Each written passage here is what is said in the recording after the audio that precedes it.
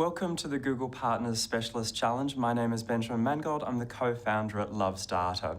Today we're talking all about the shopping advertising exam.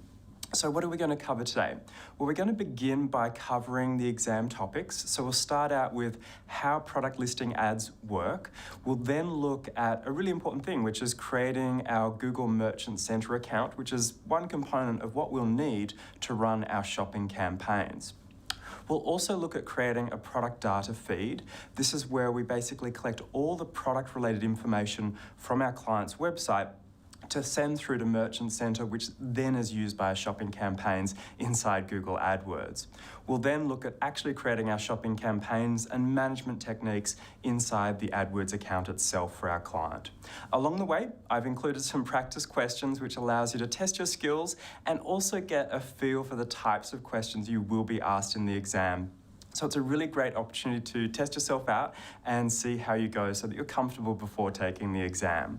We'll also have time at the end of today's session to answer your questions. So if you do have a question about any of the content that we're covering, feel free to plug it into the chat panel. And we'll have time at the end of the session to run through your questions. So if you do have a question, please do plug it into the chat panel. Okay, so let's jump in and get started. So to begin with, let's look at the top level benefits of running our shopping campaigns through Google AdWords. So first off, we get to attract more potential buyers for our clients' products by running these campaigns. And they're designed to increase sales specifically for e-commerce websites. Now, one thing that's really important is that ads are automatically shown on relevant searches. So we don't actually need to manage keywords for targeting with our shopping campaigns. We'll actually run into some more detail about this shortly. The other thing with our product campaigns is we can control the information for the particular products that are being served inside, for example, Google search results. So this is done through our product feed, which is also used to target our ads. So we'll talk about the product feed as well. Now, one other benefit is that we can actually run shopping campaigns alongside our search campaigns. This allows us to actually complement search campaigns and increase our clients' visibility on specific product-related keywords. So that's another key benefit of shopping campaigns. So an overview of what's happening with our shopping campaign. So I just wanted to give you a quick example. So with our Google shopping campaigns, it basically allows shoppers to quickly and easily find our clients' products when they're on Google. And here we can see an example of just that. So I've done a search for digital camera on Google, and we can see this grab is from the top of the paid search results. And these are from our shopping campaigns. So we can see there's a range of different advertisers. And really importantly, the ads really jump out at us because we have the product image and other product details presented right there as people are actively searching on Google. So where do ads appear? So I've already just mentioned that, yes, they appear on Google search results. And again, just to highlight, they're separate from text-based ads. So you can run a shopping campaign and complement that with a search campaign or vice versa. They're also eligible to appear on Google Shopping. So this is not available in every single country, but where available, there is a shopping tab inside the search results, which basically allows us to click on shopping and we just see shopping results as we're searching. Also to highlight, ads can appear on Google Search Partners. So for example, they can appear on YouTube as well as Google Image Search in some countries where available. So just importantly to recap, remember our shopping ads can appear on search results, Google Shopping where available, as well as Google Search Partners. I also wanted to highlight that shopping ads are displayed across every different type of device people are using. So if someone's searching on a desktop or a laptop, yes, we'll see product ads being displayed, but also on mobile. So here we can actually see again, I've performed a search for digital camera, and we have the product listings being displayed, and this is displayed in a carousel. So I can actually swipe through and browse the different products that relate to my search query in this particular case. So just remember, it's available on mobile, desktop, as well as tablet devices. So here I just wanted to show you another example. So this is an example from a Google search results page. And in this particular instance, I performed a specific search for a model of a particular camera. And what we can see at the top here is that we do have the shopping ads displayed. And I just wanted to focus in on one example to really break apart the different elements that are included with the product listing ad here. So let's jump in and take a look. So first off, as we can see, there is an image. So with our product ads, we do include an image that's displayed along with the product details. So we include an image. We also have a title for the particular product. So along with the title, we also have price, and then we have the business or merchant name of the advertiser, of our client. And then there's also the option to include particular promotion details. I'll talk more about these briefly as we travel through, but just remember we have image, title, price, the business or merchant name, as well as the option to include promotional details along with our client's product listings. I also wanted to just highlight, as we start out with shopping, it's not necessarily compatible with every single product or service our client is advertising. So there are some things that are not appropriate and cannot be advertised with shopping campaigns. So these do include things like ticket sales. So we can't, for example, sell event tickets through a shopping campaign.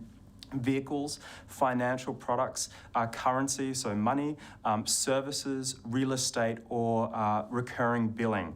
Just wanted to highlight with recurring billing, this does exclude where we're actually selling a mobile phone that comes with a contract. That's still eligible, but just if it was recurring billing on its own, for example, some sort of rental agreement, that would not be allowed through our Google Shopping campaigns.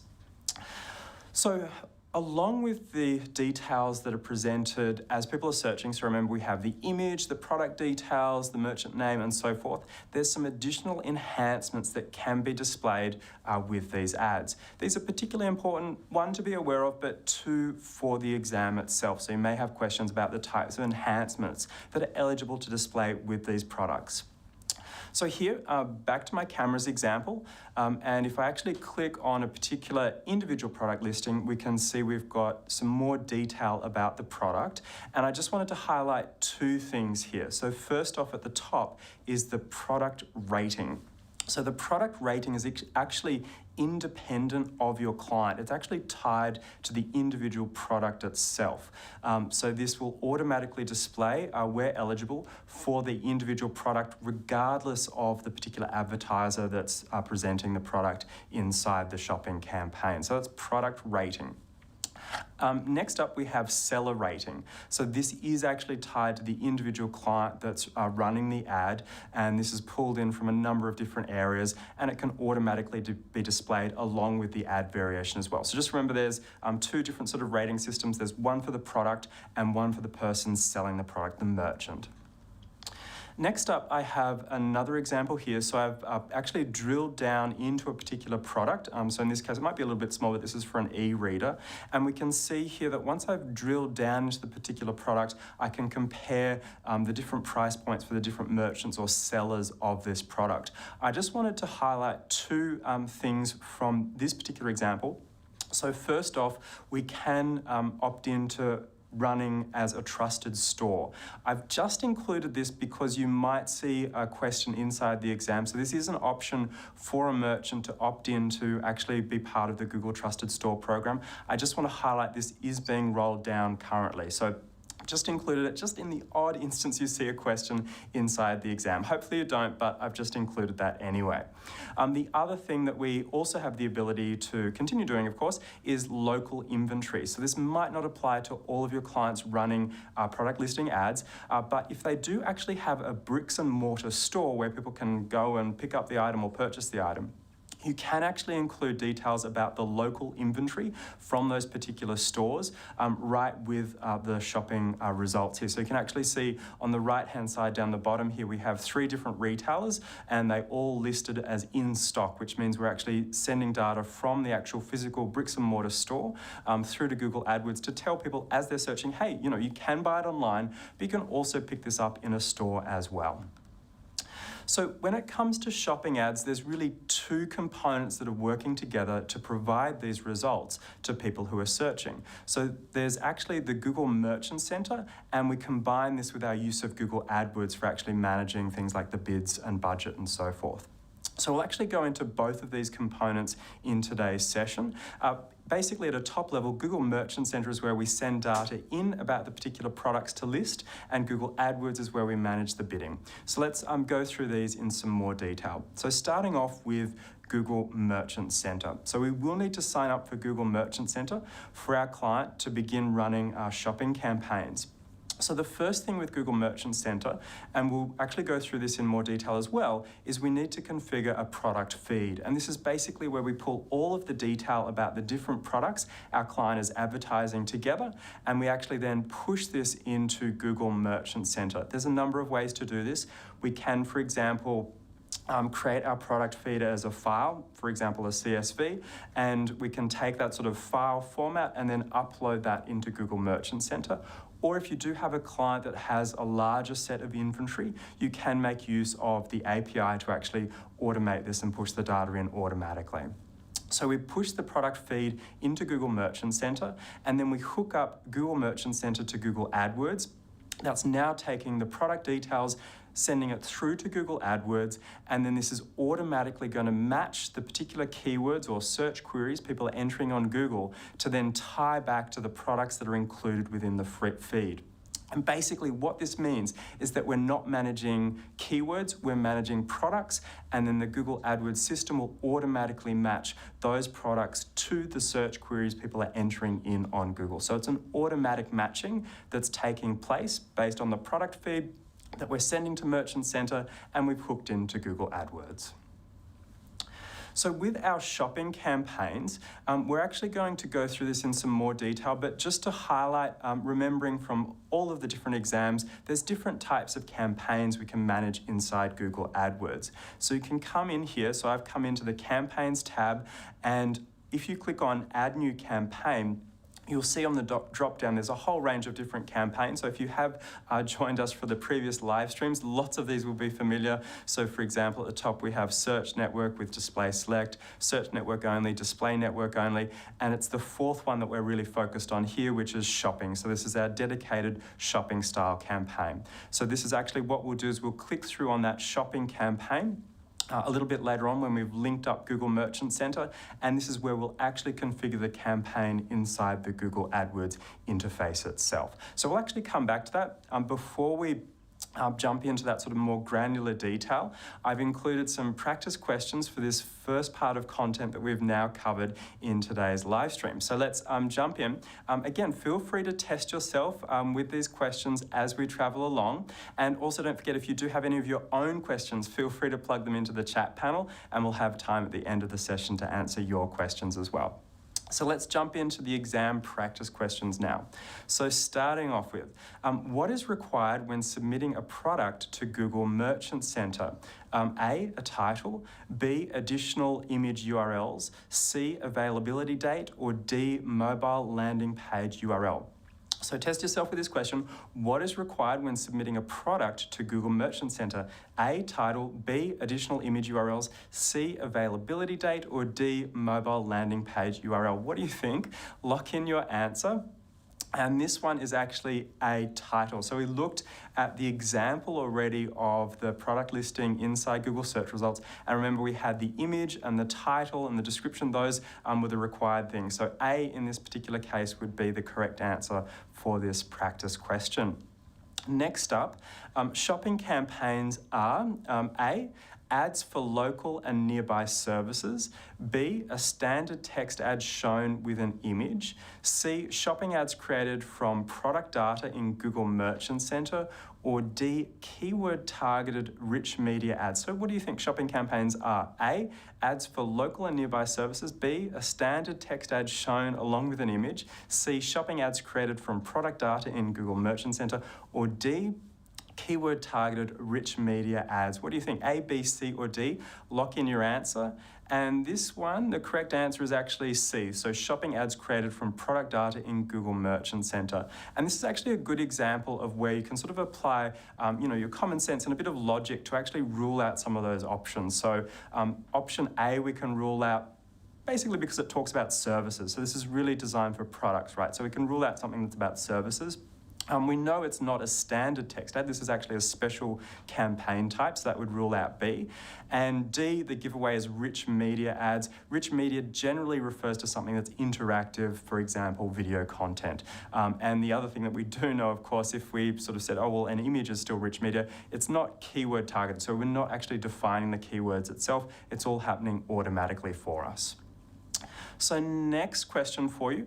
Google Merchant Center is used to A, host product images, B, manage bids for shopping ads, C, monitor the performance of shopping campaigns, or D, submit product information. So Google Merchant Center is used to A, host product images, B, manage bidding for shopping ads, C, monitor the performance of shopping campaigns, or D, submit product information. What do you think the correct answer is?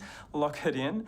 And the correct one for this is actually D, to submit product information. So just remember there's those two components working together. We have Google Merchant Center, which is where we're submitting the details about the products for our clients, and then AdWords on the other hand, where we're actually managing things like bids and the campaign performance itself. Okay, our final trial question for this section. See how we go.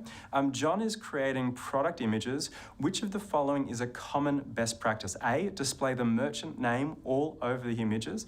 B, ensure all images are high quality. C, include brand names in the images. Or D, include all varieties of the product in one image. What do you think the correct answer is? So which of the following is a common best practice for product images? A, B, C, or D? Lock in your answer. And the correct one for this is B. So basically ensuring that they're a high quality image is super important when we're creating our product images for our shopping campaigns. Okay, so I hope you did well in those practice questions. Let's now jump back in and we'll have some more practice questions as we travel through. And again, if you do have a question, please do ask them. We'll have time at the end of the session to answer your questions. Okay, so the first part is again coming back to Google Merchant Center. So we need to actually set up and configure Google Merchant Center to then move forward with setting up our shopping campaign. So let's jump in and take a look. So there's some basic details we'll need. Hopefully you'll have these already for your client. If not, you can, of course, ask your client, grab these details, and then you can create the Google Merchant Center account if they don't have one already. So we'll need some basic business details. We'll then need to, once we have those details, need to verify the client's website. So we can actually verify this, for example, using a Google Search Console. So if you've already verified your client through Google Search Console, then you'll be good to go on verifying the website in Merchant Center.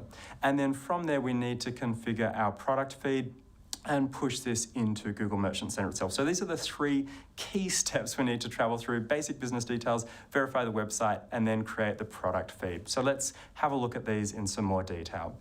So you can head to Google Merchant Center, google.com, and you can just /merchant will get you there. You can sign up or you can sign in, and there's some details that we need. So let's just go through these. So you will need, first off, the business display name. So basically this is the business or merchant name that we saw with those ad examples previously. So basically the business display name. So this might be a little bit different than their actual sort of legal entity trading name, so just bear that in mind. We then need the website. This is the domain name that hosts the actual products that we're going to be selling through our shopping campaigns.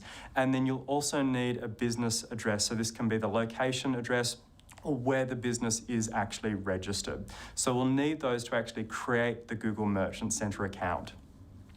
There's some additional details that we'll also need. So we'll need a primary contact.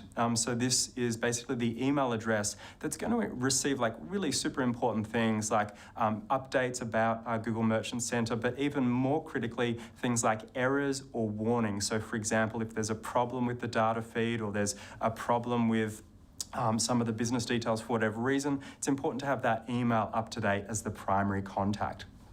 There's also two additional optional contacts that we can add into Google Merchant Center. The first one is the technical contact. This is optional. It's basically the email address that only receives details if there's a data feed problem. So for example, if there's some sort of update with the data feed, it's going to receive an email from that technical email address that's been entered in. So that is optional. The primary contact will also receive those updates, errors, and warnings as well. Another optional one is if your client does offer customer service, then we can plug in the URL on the website for that customer service area, the customer service support phone number, and the customer service email address. So just to highlight, that bottom one will be visible potentially with the ad, while the top two are private. Okay, so now that we've entered in those basic details into the Merchant Center, we now need to verify and claim our website. So basically, as I said, we're using the Google Search Console to actually do this. So odds are you've probably already configured Google Search Console for your client. If not, there's a number of different options we have to verify ownership of the website.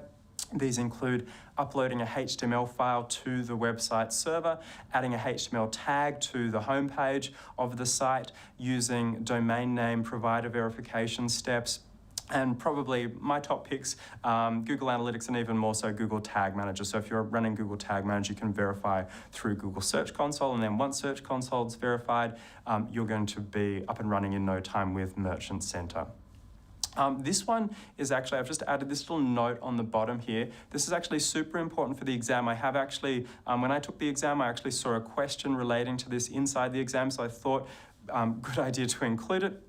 Basically, you can lose your claimed URL if someone else successfully verifies and claims your website URL. So for example, if you've claimed, say, the URL for your client, and then they go through and claim it themselves, then that means that you've lost the verification for that, and they now own the verification. So just if you do have a question about that, for example, if you've lost verification of a URL for Search Console, for Merchant Center, why would that be? It's because someone else has actually verified it and overridden your verification. So just make a note of that. Try and remember that for the exam as you travel through. So also wanted to highlight you can create a multi-client account. So this allows you to actually manage feeds for more than one website. This is totally optional, but just wanted to include it. Basically, you can travel through and request access. I've included a short link here. You can also just, if you just Google, Merchant Center multi-client access, you'll find it as well. Basically, there's a form you just need to complete, and then the Google team will get you up and running with a multi-client account for Merchant Center. So what this means is that you now have, it's very similar to your manager account for AdWords, right? So you have one account, and then you can actually have sub-accounts to manage feeds or products for different websites. So that may or may not be appropriate depending on the client or clients that you're managing. Okay, so now we're going to look at creating our product data feed. So this is basically where, again, we collect all of the information about the different products we want to list through our shopping campaigns. We're going to construct this data feed, and then we're going to send this into Google Merchant Center. So what is a product data feed? Well, it's basically a file that contains all the information about the products being sold by our client, and includes all those details that we saw in those examples of the ads that we're running on Google. So it's going to include information like the product title, the price, the image link, and all the other details that are going to appear in the shopping ads. So the data feeds can be in two formats. So it can be text-based, i.e. a spreadsheet, or it can be XML. So just importantly to highlight that for the exam, two formats, so text or XML. And with the text format, this can mean that we use Google Sheets or Excel, and then we're pushing that text-based format up into Merchant Center.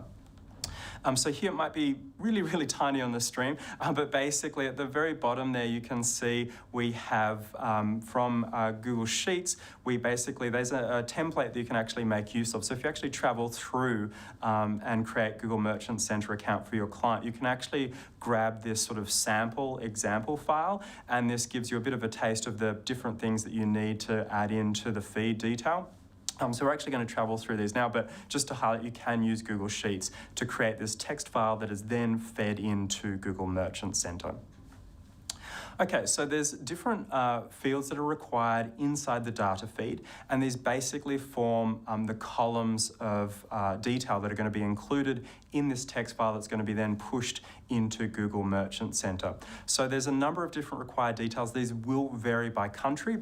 But most commonly, we need an ID, so our client's particular product ID. We need the product title, so brief, factual title about the particular product that we're listing.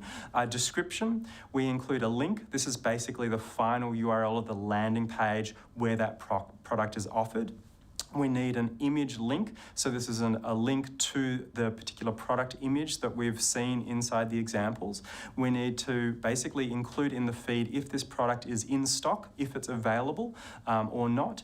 We need to include the price, and then for some particular types of products we're offering, we do need to include the Google product category. So these are Google-defined product categories that are required for things like apparel, media, and software if we're advertising them through our shopping campaign. So there's some examples of required details we will need to include. So basically the columns of data we need to include inside the product feed. Also super important, we're going to spend a little bit of time on this, is the unique product identifiers. So depending on the particular product, we have 3 different options we can use. So we can include the brand name. So for example, I had a look at the digital camera example, so I might include the brand of the particular camera in the product identifier. We can also include the GTIN, the global trade item number, and the manufacturer part number, or the MPN. So these are the 3 unique product identifiers. It's important to include these along with the products that we're going to be including in the feed. So also super important for the exam. So we can, of course, advertise, products that have like a barcode. That would be a good example of a product identifier, right? But we can also advertise other products that might not have a barcode. So for example, if your client is selling antique items or homemade items, then these are not going to have a barcode or an identifier attached to them, right? So in that particular instance, there is actually the option of including the identifier exists column inside our data feed. Super important. If the item doesn't have a unique product identifier, in that column we need to set identifier exists to no. And what that's basically going to tell Google Merchant Center is that there's no unique product identifier for that antique or handmade or custom item that we're going to be advertising through Google Merchant Center. So I just wanted to give you some examples. So for items that are apparel, we are required to include the brand name of the apparel item. So the brand name of the clothing is required, and then the GTIN is optional and the MPN is optional as well. For media or software, you can see it's a little bit different. In this case, the brand is optional and the GTIN is required. And so again, just bear this in mind, depending on the type of product you're going to be listing with your client, there's different requirements for that unique product identifier. For other items, we can use any of the 3, but just we need a minimum of 2 of those. So it could be brand and MPN, or it could be some other combination, but a minimum of 2 is required for other types of products. And for custom goods, remember this is things like antiques, handmade items, identifier exists, needs to be set to no. And I've also included there, just in brackets, or false. You may see this referenced as false inside the exam, while it's actually no for our current feed. So it's just a sort of same thing, right? It really means the same thing.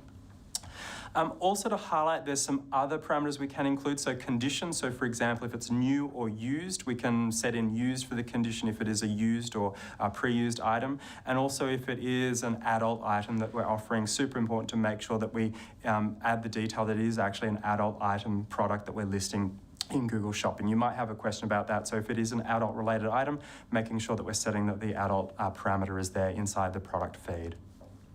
Okay, so I've included 3 different examples just to give you a type of feel of some of the attributes that we'll need to include in the feed. So first off, let's say that we're advertising a new video streaming device. So in this particular case, we can see on the left just some of the attributes that we might include, like title, price, brand, and so forth. So for example, on the right-hand side, if our client was advertising a Google Chromecast 2, then we'd include that as the title. We'd include the price, and we can see the appropriate currency as well, the brand of the particular device, and in this particular case, you can see that we have GTIN included and MPN is also included for the particular device. So that would make up an example of this sort of new video streaming device that we're advertising through our product feed. Next up, an apparel example. So here we might be advertising some brand new denim jeans. I love jeans.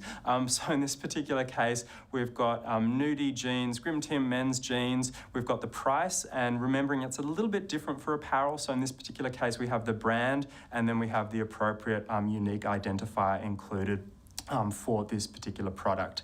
And finally, I've included a totally different example. So this is an example for a handmade ceramic mug. So here, really the most important thing I just wanted to highlight is right down the bottom there, identifier exists needs to be set to no for those handmade, for those custom things that don't have a unique identifier associated with them. So there are three examples to show you sort of the difference in terms of the attributes and the values that you might be passing in the data feed through to Google Merchant Center. So before we jump into our set of practice questions for this section, I just wanted to go through data feed best practices. So these are actually super important to be aware of, and especially, of course, for the exam as well. So really great best practice is to use a test feed if you're uploading a new feed for the first time. So if you actually head into Google Merchant Center once you've created your account for your client, you can go into the feed section, and if you're creating this feed for the very first time, you can actually opt to upload this as a test feed, which will basically allow you to feed the data in, and the system will come back and tell you whether that feed is valid or not. So it allows you to correct any issues before they actually pop up for your live campaign. So absolutely a best practice, and you might see a question about that in the exam. So remember, you can use the test feed if you're uploading a feed for the very first time. Also super important for the exam, feeds do have a sort of minimum freshness requirement, so feeds need to be updated at least every 30 days. So that's the absolute minimum, every 30 days. You can update the feed much more often. So for example, if you are looking after a larger scale client that has lots of products changing over, you can be updating the feed, very, very regularly, but at the absolute minimum, every 30 days. You might see a question pop up in the exam on that one. Also, each feed needs to target a particular country, also important. And tip here is you can use multiple feeds for larger scale sites. This will actually lead to faster processing into Google Merchant Center. And of course, as we mentioned with those basic contact details, when we set up Google Merchant Center, make sure those contact emails are up to date so that you receive any sort of updates or alerts about the Merchant Center account. So there are definitely some best practices to follow, and also keep in mind for the exam as you're traveling through. Also, you might find in the exam a question about promotions. So it might just be a top level question. Basically, promotions, as we saw at the start, I have an example right here.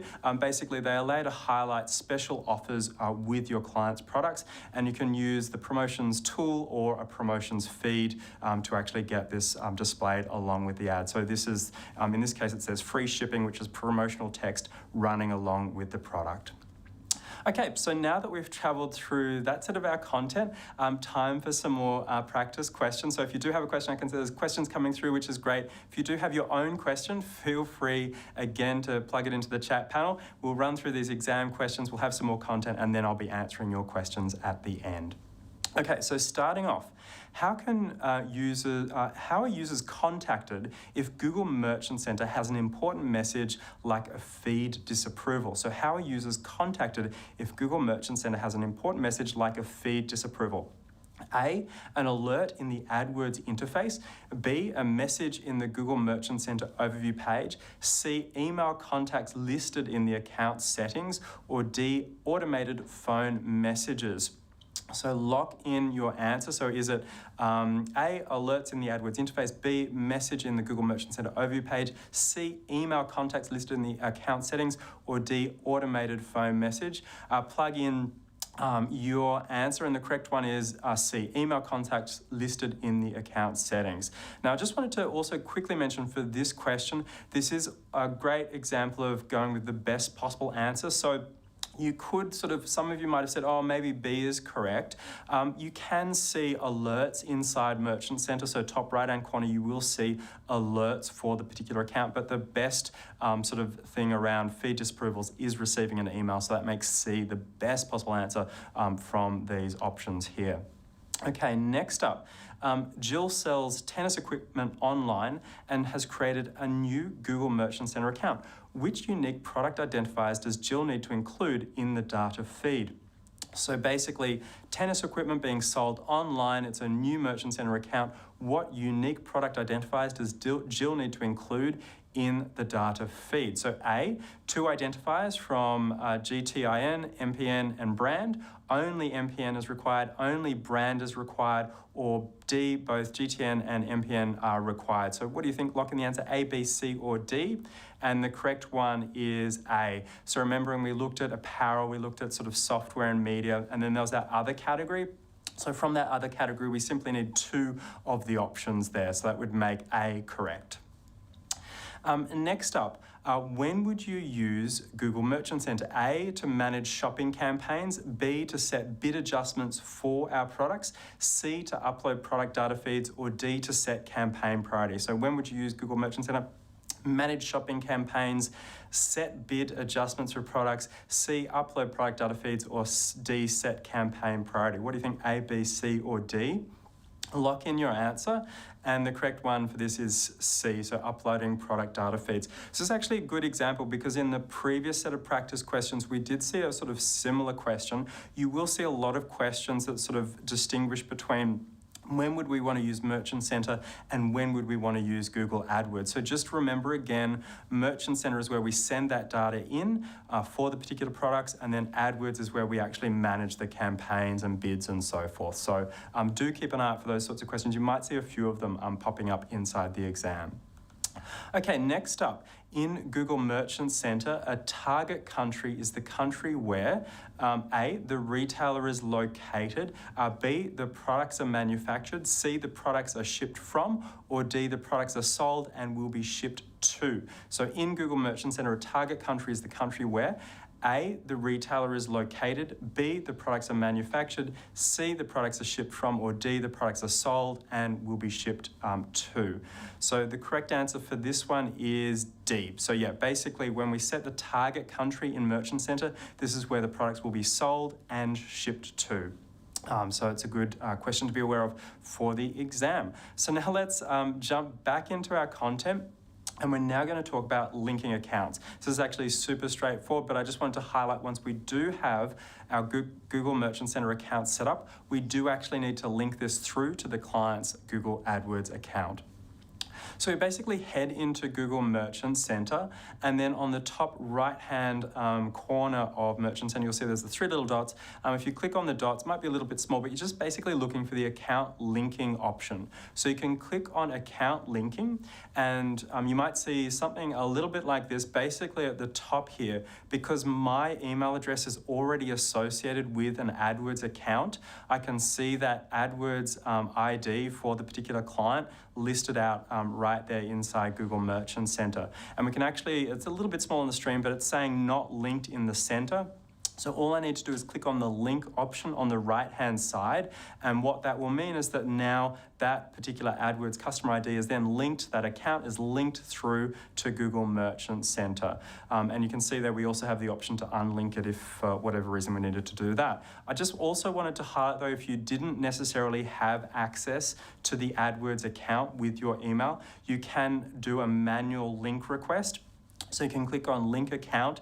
You'll need to basically plug in or paste in the customer ID from AdWords. And then what will happen is the client will need to jump into their AdWords account, or you will need to sort of switch accounts, head into Google AdWords, and then you'll need to basically approve that linking request inside Google AdWords. So you can go with the automated option at the top if your email address does have access to that particular Google AdWords account, or you can go with this option down the bottom here, the manual option of requesting that link. So it will need approval before it actually is linked up inside Merchant Center.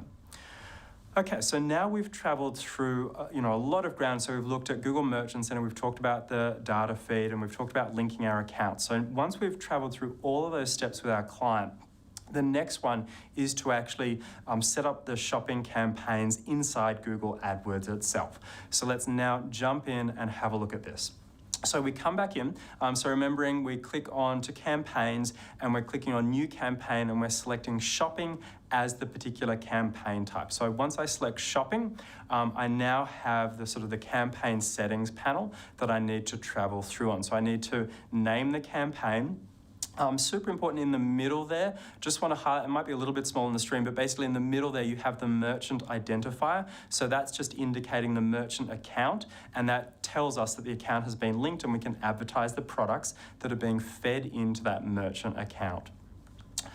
We can also see as we travel down, there's some additional settings. I'll actually go into campaign priority a little bit later in the stream today, but basically this allows us to set the priority for the campaign. So what you can do with shopping campaigns is you might have two campaigns, one that's low priority and one that's high priority. If the product is matched from the high priority campaign, that's the actual product ad that will be displayed on search results. There's also some additional options down there. Just at the very bottom, I wanted to highlight the local inventory ads. So just remembering, if you did have a client that actually has a bricks and mortar, a physical store, you can opt to have that local inventory detail included with the product ads as they're shown inside search. So traveling down, as we travel down, there's the same sort of configurations that we'd find for our other types of campaigns. So we have the location targeting options, and then we have our bidding strategy and our daily budget as well. So I just wanted to highlight in terms of bidding strategy, these will probably be familiar if you've traveled through some of the other exams or if you've joined us for some of the other live streams. There's a number of different bidding strategy options. So I think I have a slide, perfect, I do, of the different bidding strategy options that we can select from. So when we create our shopping campaign, there's 4 different types of bidding strategies we can use. So we can use target return on ad spend, or ROAS. We can use enhanced CPC or eCPC. We can use maximize clicks or manual CPC or manual cost per click bidding. So basically the two at the top both require conversion tracking. Really a great idea to set up conversion tracking regardless of whether you're going to use these bid strategies or not. But basically those 2 bidding options will make use of the conversion tracking data to optimize the bids as you're advertising through the Google Shopping campaign. So target return on ad spend is a percentage above the advertising spend. And just a quick sort of reminder, if you're not familiar with enhanced cost per click, basically if a conversion is likely, it will increase the bid by up to an additional 30%. We then have maximize clicks, which is an automated bidding strategy, and this is where you're trying to receive the maximum number of clicks possible for the daily budget amount. And then you have manual CPC, where you set the maximum. Okay, so once we've gone through the bidding, the next thing to be aware of, super important, and especially for the exam, is product groups. So the structure of our shopping campaigns is we've got the shopping campaign, we then have the ad group, and in the ad group we can choose to create different product groups within that individual ad group. And what these product groups basically allow us to do is manage bids for specific groups of products at a more granular level. So for example, if we had one product feed with a range of different products, we might group the products in order to manage the bids appropriately. So for example, you might have particular items that have a high sort of revenue generation off the particular product. So in that case, we have them in one product group. We might have another set of products that are maybe even a loss leader for our client. So we'd manage the bids differently for those different types of products. So in essence, we can create product groups for a range of different things. So you can create product groups based on brand or category or product type. So for example, with brand, remembering we're actually including brand in the product feed. So you could actually group your products based on that detail, that brand detail that's included in the product feed itself. We can also do things like custom labels, which I'm about to talk about as well. So it allows you to group products using different methods inside those product groupings inside AdWords. So there's a few key best practices I just wanted to travel through with grouping. So first off, remembering why we'd want to use these. It's basically to optimize products and the bids along with those products. So for example, we can allocate more budget to the best performing products for our clients. We can also do things like optimization around conversion. So for example, we might increase bids on product groups with a low cost per conversion. So if it's not costing costing us a lot for the conversion, we might increase the bids on those particular products, and we might decrease the bids on products that are costing us a lot to get the conversion. The other recommendation is to set a bid for everything else in all products. Basically, what you can do is if you do create a product group, there might be some products that are not included in the group. So you want to make sure that you're still achieving visibility for your client on those particular products. So for those, everything else in all products, want to make sure that the products are displayed. So basically we don't want to set a bid of $0. So we want to make sure that we do set a bid for that particular sort of section of products that are not included.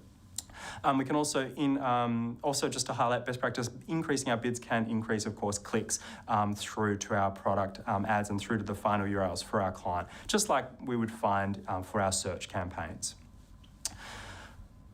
So custom labels, you might find some questions on custom labels inside the exam. So just remember from that example with our groupings, I mentioned we could use custom labels as a way to sort of group into different product groups inside our shopping campaigns. So custom labels, as the name suggests, are totally custom, and we can use them to categorize and subdivide our products within our shopping campaigns. Basically, we assign our own values for each product inside the feed. So we're using those values for then bidding and reporting purposes inside Google AdWords. Super important, these custom labels do need to be added to the feed as it goes into Google Merchant Center, and we can assign up to 5 custom labels for the different products our clients are advertising. So here I've got an example. So basically on the left-hand side, we have the different product IDs.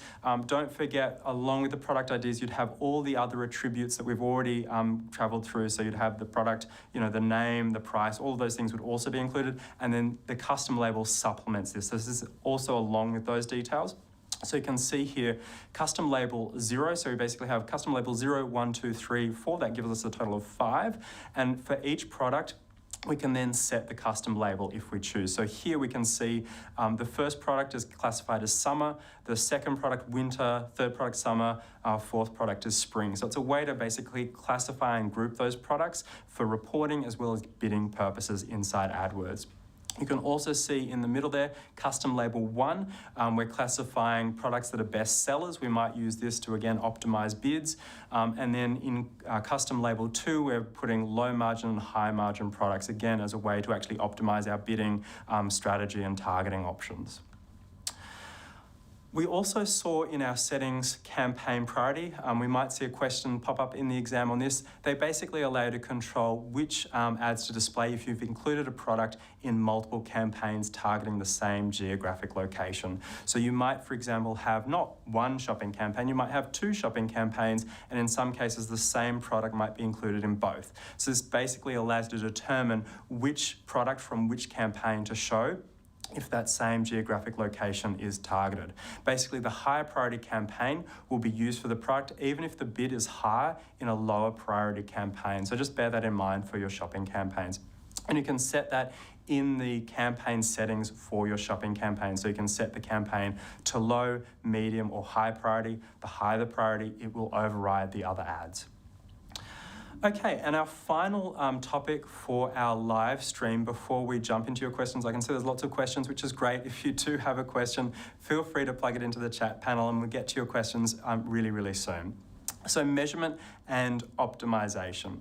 So basically there's a range of different ways we can measure performance. So we can use the product groups tab inside the campaign. We can use the products tab inside campaigns. Also super important, as you've probably used for the other campaign types, don't forget you can use the Dimensions tab to slice and dice your data inside AdWords, as well as the Auction Insights report. Auction Insights allows you to compare performance of your client to their competitors, to their top competitors, as their ads are being displayed. And there's also the bid simulators, and I'll mention this right now. So basically, the bid simulator might have a question inside the exam on this one. Basically, it allows you to see how different bids could change and impact performance. So it's going to show you the expected impact on clicks, cost, and impressions for your shopping campaign. So basically, you can use the scale to understand if I say decrease my bid, what impact will that have on clicks and cost? If I increase my bid, what impact will that increase have as I'm changing the bid amounts? You may also have a question in the exam about impression share. This may be familiar if you've been through the display exam already. Basically the same thing, but just for our shopping campaigns this time. So impression share shows you the percentage of impressions that were received compared to those that were actually available. So it's showing how your, what sort of coverage, I suppose, you're getting on the impressions based on the products that you're listing. So impression share is basically impressions received divided by total eligible impressions. So it shows you by percentage how much coverage you're getting for your product ads for your client. Now, I have mentioned with our shopping campaigns and using Google Merchant Center that it's using an automatic matching. So as someone performs a search on Google, it's going to go through AdWords and look back to the product feed to determine whether to show a particular product. So we're not managing sort of positive keywords. We're not deciding which keywords we want the ads to display with. That being said, you can actually use negative keywords, and this is a great way to optimize and improve performance of your shopping campaigns for your clients. So you can actually use negative keywords to improve performance, and these can be applied to the campaign or the ad group inside shopping. So I just wanted to give you a scenario. So for example, let's say that you notice that people are searching for cheapest digital camera or used digital camera, and these are not appropriate for your client. Maybe they sell only new and only premium end digital cameras. So in that particular case, you can make use of negative keywords. So we might put negative cheapest and negative used to help prevent our clients' product listing ads from triggering on these particular search queries. So don't be afraid, you can use negative keywords to improve performance of your shopping campaigns. Okay, now our final set of practice questions for shopping. So let's travel through and see how we go. So first off, how could you increase the number of conversions for your shopping campaign without increasing the daily budget? So how can we increase conversions for shopping campaigns without increasing the daily budget? A, increase your campaign priority.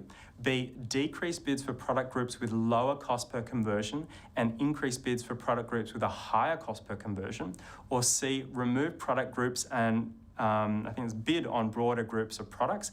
Or D, increase bids for product groups with a lower cost per conversion and decrease bids for product groups with a higher cost per conversion. What do you think? So how can we increase the number of conversions for your shopping campaigns without increasing the daily budget?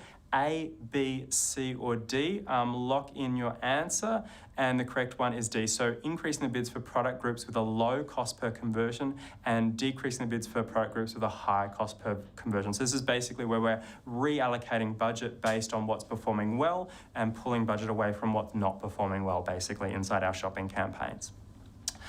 Next up, so hopefully we get this one right by the looks of things, to subdivide products in shopping campaigns using your own set product structure, what would you use? So to subdivide products in shopping campaigns using your own set product structure, what would you use? A, AdWords labels, B, starred items, C, custom labels, or D, multiple data feeds. So A, AdWords labels, B, starred items, C, custom labels, or D, multiple data feeds.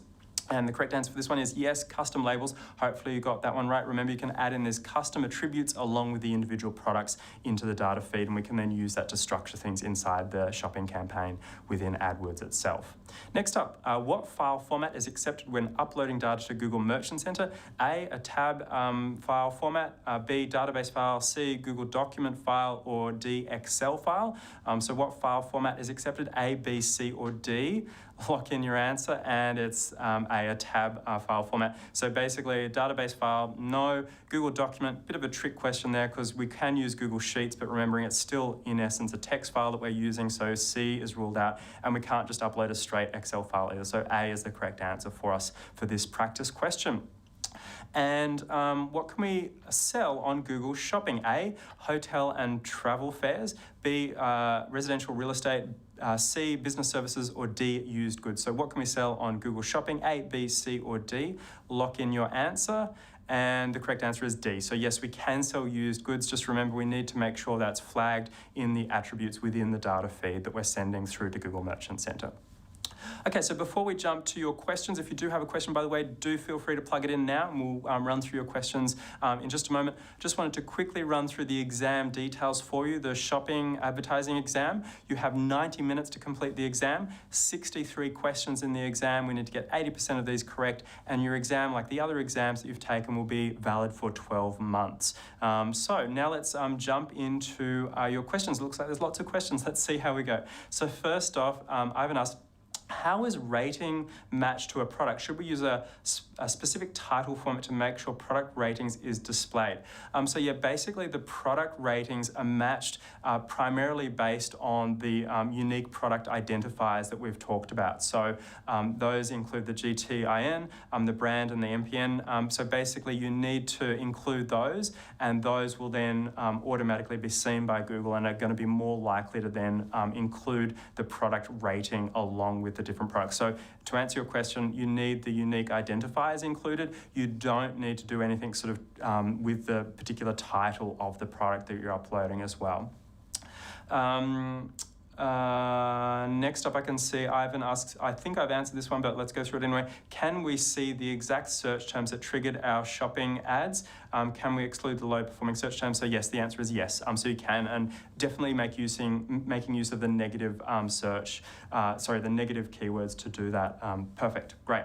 Jack asks, what is the baseline conversion rate for apparel category e-commerce? Is it 1% or is this simply a mythical statistic? Yes, I mean, basically, if you're talking about like what sort of a benchmark is there for conversion rate, it's going to vary greatly by the particular website. I wouldn't want to sort of give a guide, but basically the higher the better, right? So, you know, if I'd certainly look at benchmarking your own data. You can also, by the way, off topic, you can look at the benchmarking reports inside Google Analytics as well. They might not give you exactly what you want, but certainly higher is better. If you typically e-commerce, you're looking at hopefully 2 to 3%. 1% sounds a little bit low to me, but it will vary by the particular site and the products that they're selling. Next question, for required details on the product feed, is it the client's responsibility to fill this out? We provide the template spreadsheet and they populate, or the agencies? Yeah, so really great question when it comes to the product feed. Is it the agencies, is it your responsibility, or is it the client's responsibility? It's really going to depend on the particular client. If you do have like a medium or a larger scale client, my guess is they'll want to look after it themselves. If you do have a smaller scale client that maybe has like a smaller selection of products that are not sort of being rapidly updated in terms of inventory, then in that particular case, it's probably going to be easier for the small client if you look after that responsibility. But you'll certainly have to establish that with the client. If they do have a web developer, or someone providing them with that sort of e-commerce back end, then probably talk to them and involve them in the conversation. They might be in the best position to help with that. For the image, is there a certain size or format it should be, or just high quality? Basically, Google recommends 800 by 800 pixels. However, different categories have different minimums. So for example, apparel is 250 by 250. There is a file size limit of 4 megabytes as well. You'll find that all in the support section for that sort of more granular detail about image requirements. With bidding strategies, requires conversion tracking. Is the conversion tracking coming from GA, or can you see shopping conversions in AdWords?